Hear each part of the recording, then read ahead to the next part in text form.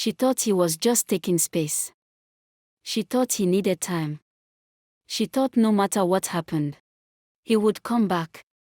But the night she opened her phone and saw that photo, her entire body went cold. Because the man she treated like an option had chosen someone else. And this time, he wasn't looking back. It was almost midnight. Amoka couldn't sleep. The house was quiet, but her mind was loud. Daniel hadn't called in weeks. No good morning text. No random transfers. No, have you eaten? Just silence. At first, she told herself she didn't care. She still had attention. Still had options. But attention is loud.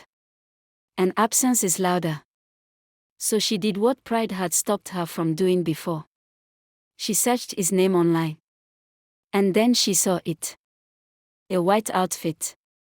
A soft smile. Peace in his eyes. Daniel, standing beside a light-skinned woman with short straight hair. Slim. Curvy. Elegant.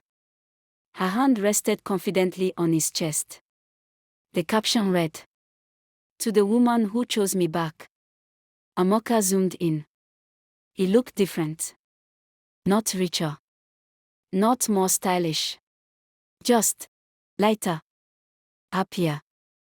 The comments were pouring in. Finally. You deserve this peace. She's lucky. Lucky. That word hit her like a slap. Because she realized. That used to be her position. Her chest tightened. Her fingers trembled. She opened their old chat. Scrolled past months of unread space. And typed 3 words.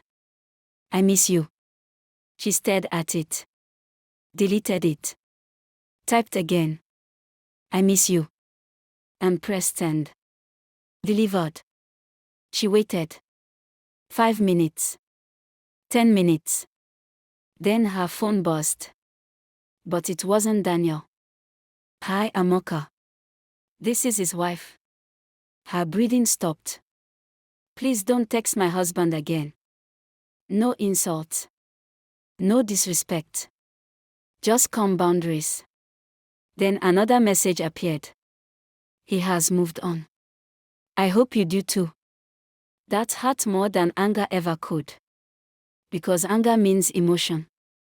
Calmness means closure. She dropped her phone on the bed. For the first time, she wasn't angry at the new woman. She was angry at herself. Daniel had begged for reassurance. Begged for public acknowledgement. Begged to feel chosen. And she gave him half love. Now another woman was giving him the full version. The version he always asked for. The version she refused to give. And she gave him half love. Now another woman was giving him the full version. The version he always asked for. The version she refused to give. Days turned into weeks. The other men she entertained. They weren't consistent. One stopped replying. One said he wasn't ready for commitment. Another disappeared when she needed help paying for a family emergency.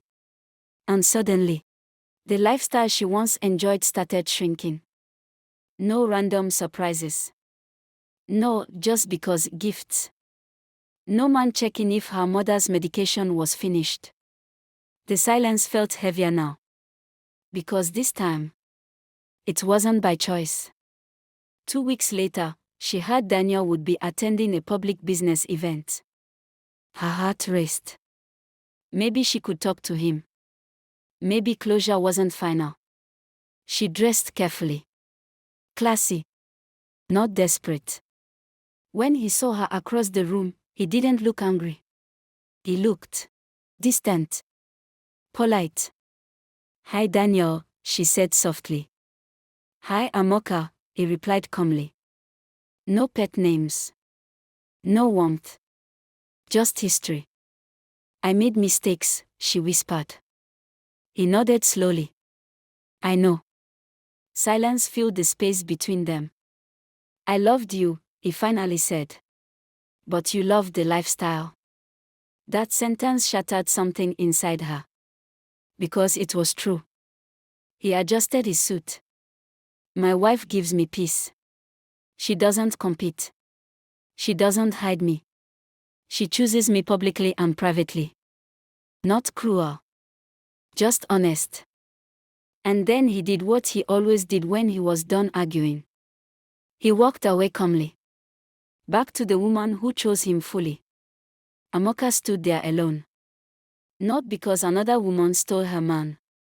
But because she never protected what was hers. Sometimes the hardest heartbreak isn't losing someone. It's realizing you were the reason they stopped fighting for you. And once a man finds peace, he doesn't return to confusion.